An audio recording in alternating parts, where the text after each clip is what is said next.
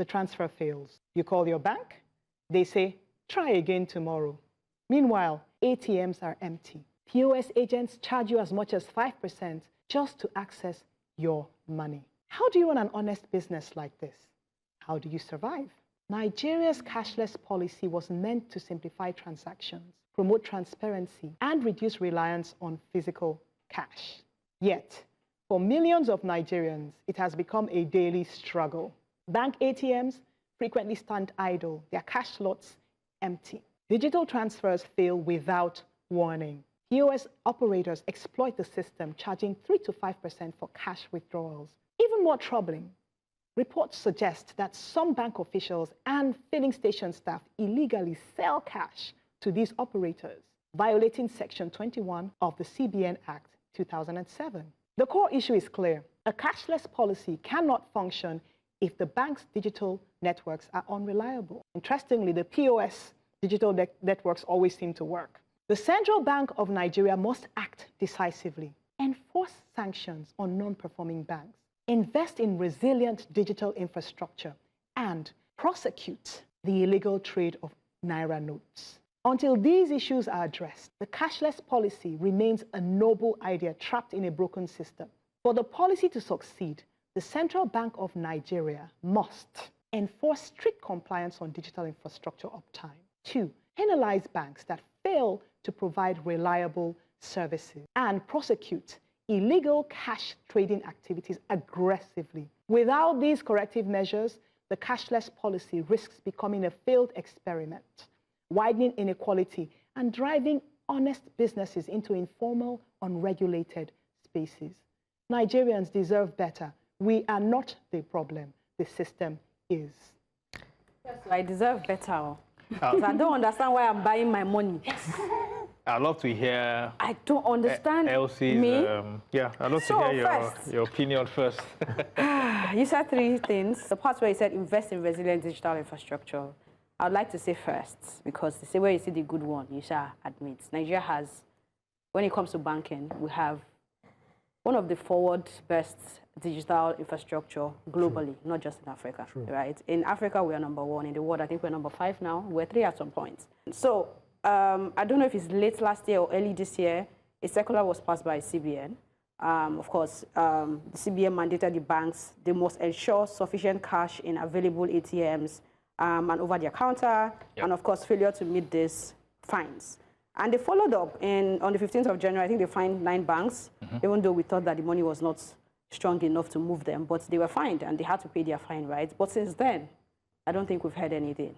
It's been really silent. So the policy is there. Enforcement has always been the issue. But I mean, I'm saying, first, yes, we have great infrastructure. There are policies, but implementation needs to be hands-on. And we also have to help the government to be able to implement, because if we don't report them, they don't know what's going on. I would like to challenge the great infrastructure thing, because I've always said what you have said. Okay. But you know, the proof is the result.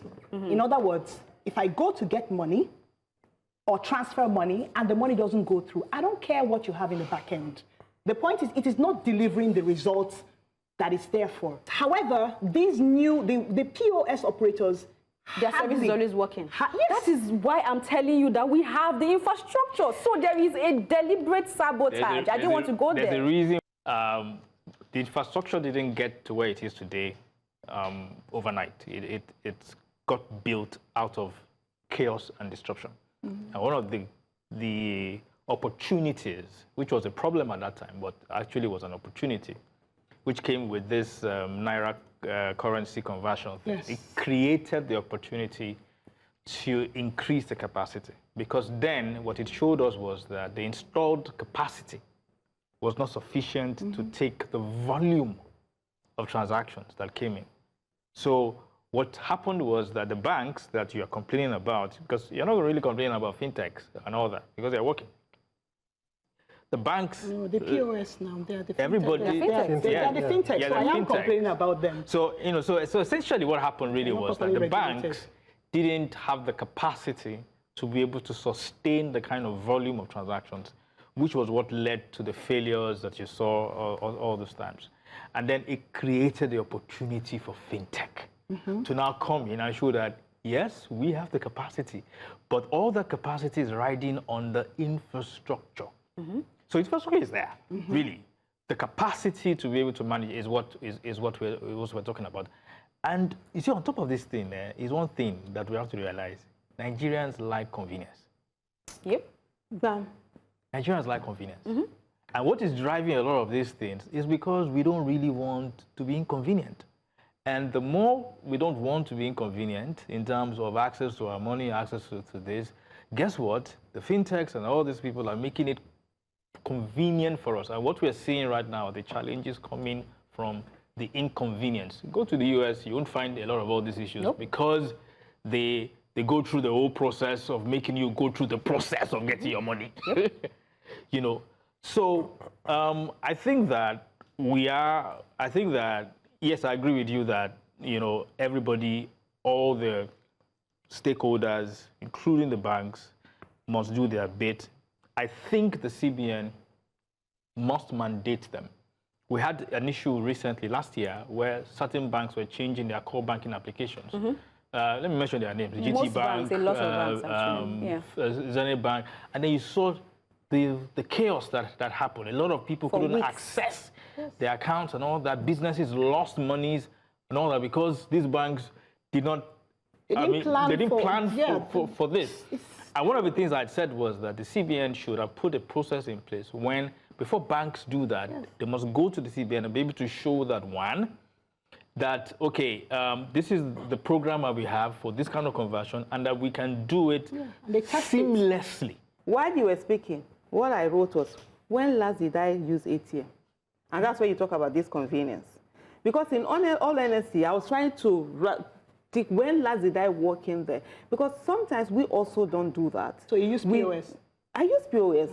Because you know that if you go to the ATM, you will not see money. I use POS as well. I pay that money for my money to buy my money. So you see, it's convenience. It's the convenience of it. So can you see it? Yes. This where you are at. Yes. That's where we should be at. So if all of us, that's why I say all these things, it's we, the citizens, forget system or process. If we're all as outraged as you are, then we will ensure that something is done about it. The effects of the JAPA syndrome on banks, on organizations, on tech, we've lost a lot. There is I wanted to withdraw money the other day, particular account, I won't go into details, only to open. The whole people who were, they said this thing file was not complete. We filled everything. They've all left the country. Then they also, the cost of maintaining.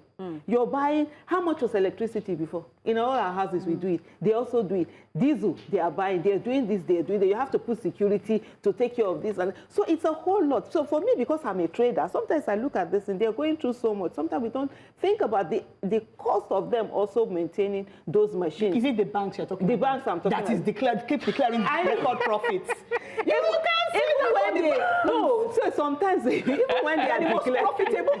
If I have my purchasing power is 1,000 naira, and then I want to buy gari for 500, beans for 500, and I go to the ATM that I'm supposed to get the money that will now be deducted later or something, and I go to POS and POS is telling me 100 naira. How to collect your then they deduct that money, and now I'm left with 90 naira, so I can't then afford gari. You have to choose between gari or corn. Yes. So you don't begin to. So it's a system that indirectly impoverishes us, and we don't even understand how this have the ripple effects of just one policy to our daily lives and our economy and our purchasing power. So I think that instead of EFCC chairman sitting down and granting interviews and saying whose image were doctored to spray, why they were spraying money, and the ones go after the banks that are deliberately not putting cash in their ATM machine. Have you also noticed that the same way you see black markets, people selling black market beside filling station, is the same way you see ATM people sitting down by POS people sitting down beside ATM because they know that you are here, coming here to get money, but there is no money. The money is with me. Come and I'll give it to you. And then you go there truly with a frowning face and all that, come back and then meet them. You will still give them and buy that money from them, buying your own money with your own money. It's ridiculous. It's not about playing the blame game, right? but about engaging to make a difference. And that's what we're trying to do here. It's about occupying the office of the citizen and taking your place at the table. Join us again, same channel, same time, next week, and let's be the change that we'll need.